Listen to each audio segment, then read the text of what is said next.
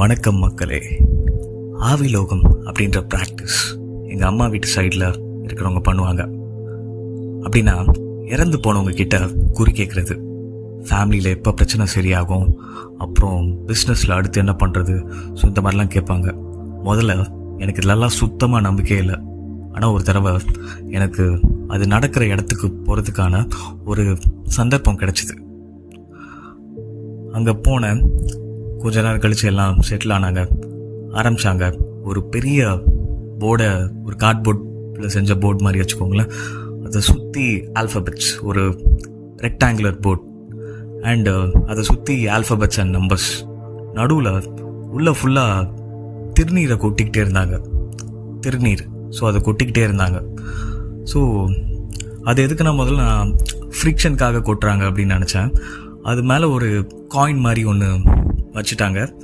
So first அவங்கள நினச்சி அந்த போர்ட்டலை திறக்கிறதுக்காக இன்வோகேஷன் பண்ணுவாங்க.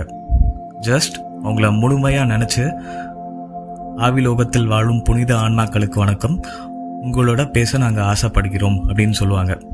ஸோ இந்த இன்வோகேஷன் பண்ணோன்னே ஒரு 2 பேர் அந்த காயின் மேலே கை வச்சுப்பாங்க. ஸோ ஒன்ஸ் அந்த இன்வோகேஷன் முடித்தோடனே டப்பு டப்பு டப்பு டப்புன்னு அந்த காயினு சுற்ற ஆரம்பிச்சிருச்சு.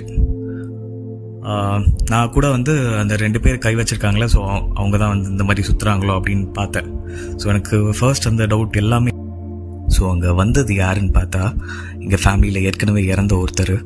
எனக்கு மாமா முறை வேணும். And he has been guiding our family for a long time.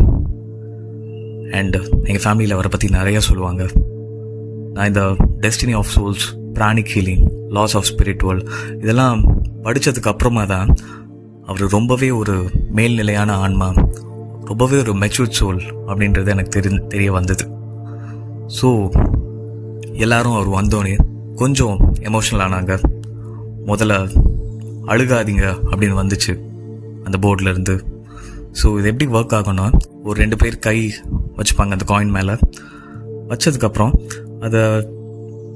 அந்த காயின் சில லெட்டர்ஸில் போய் டச் ஆகும், அந்த சைடில் இருக்க ஆல்ஃபபெட்ஸ், நம்பர்ஸ் மூலியமாக. ஸோ அதெல்லாம் எந்தெந்த லெட்டர்ஸில் டச் ஆகுதுன்னு ஒருத்தங்க பக்கத்தில் இருந்து நோட்டில் எழுதிக்கிட்டே இருப்பாங்க.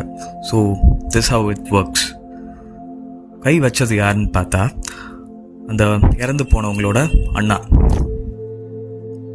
அதுக்கப்புறம் எல்லாம் அவங்கவுங்களோட ஃபேமிலி அண்ட் வாழ்க்கையை பற்றி கேட்க ஆரம்பித்தாங்க. அண்ட் அதுக்கு முன்னாடி இந்த மாதிரி நிறையா விஷயங்கள் இவங்க சொன்னது நிறையா நடந்திருக்கு. சில விஷயம் என்னால் இங்கே சொல்ல